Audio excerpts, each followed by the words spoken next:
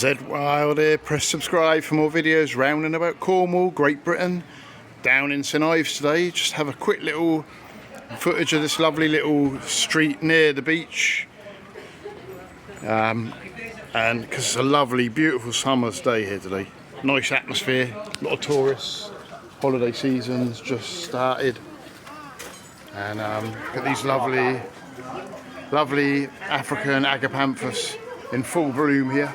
And if you do equally, if I'll see a Liverpool shirt, I'll dispose it, and I'll see an Everton shirt, I'll dispose it. If I see the same person, We'll probably carry on down to the main town now.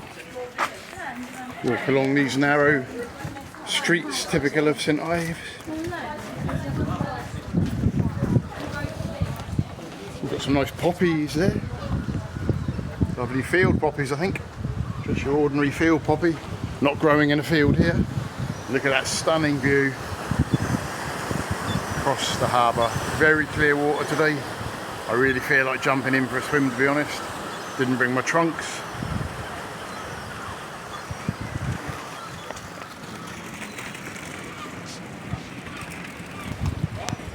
Carry on along.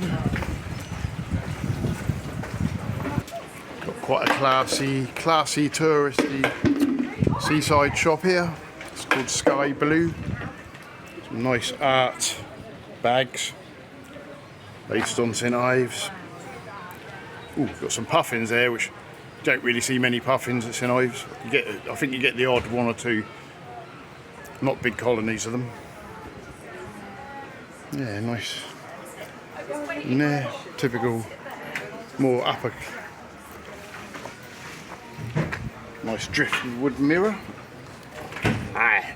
Yeah, I've definitely got to lose some weight, mate. Just outside St Ives Art Club there. Look at some of these nice small paintings there in the window.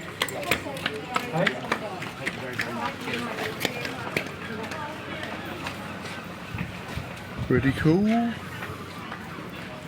And go around the corner to where all the stone sculptures usually are.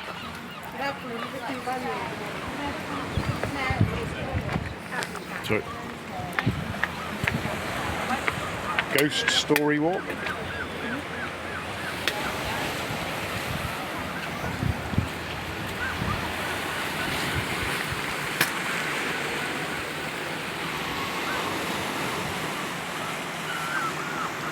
Over there, Godreevy.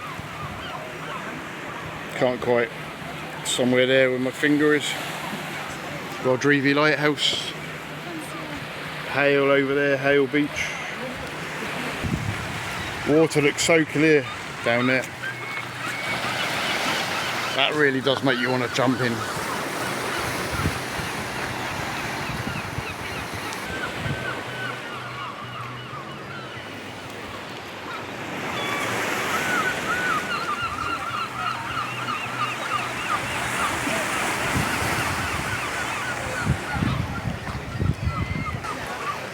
Lots of nice Indians.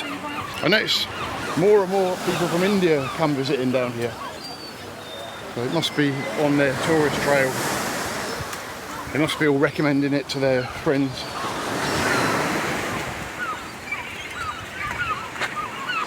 There's St Ives Church, I think it's called, IA, one of the saints that came to Cornwall.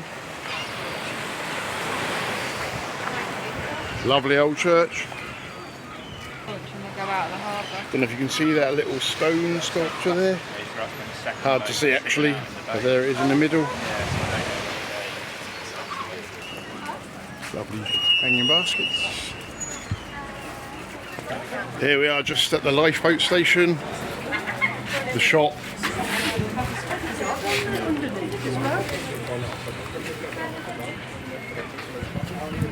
There's a lifeboat in there. Don't know if you can see that, it's a bit faint. The glass is not very clear. Just see the R&L sign on the boat. Just going to go to the end there and we're going to have a little Bible reading.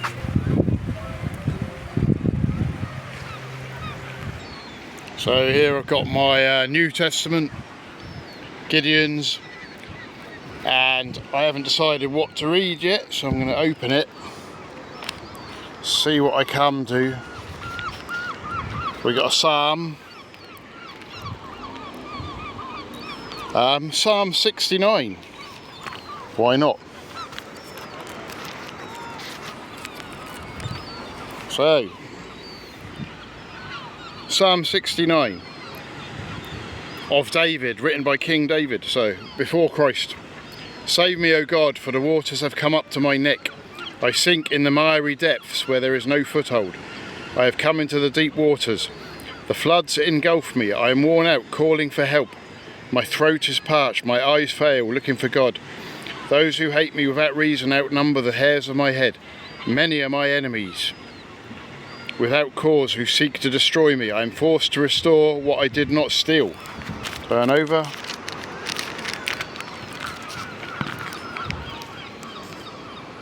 This is actually going to be a long one, so I'm not going to read it all. You, God, know my folly. My guilt is not hidden from you. Lord, the Lord Almighty, may those who hope in you not be disgraced because of me. God of Israel, may those who seek you not be put to shame because of me. For I endure scorn for your sake, and shame covers my face. I am a foreigner to my own family, a stranger to my own mother's children.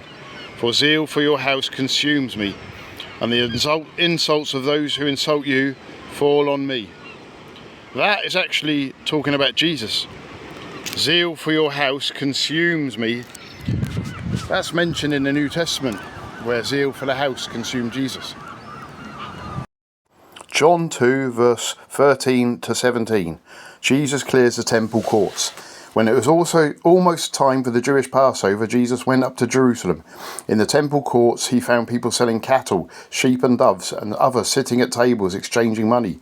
So he made a whip out of cords and drove all from the temple courts, both sheep and cattle. He scattered the coins of the money changers and overturned their tables. To those who sold doves he said, "Get these out of here. Stop turning my Father's house into a market."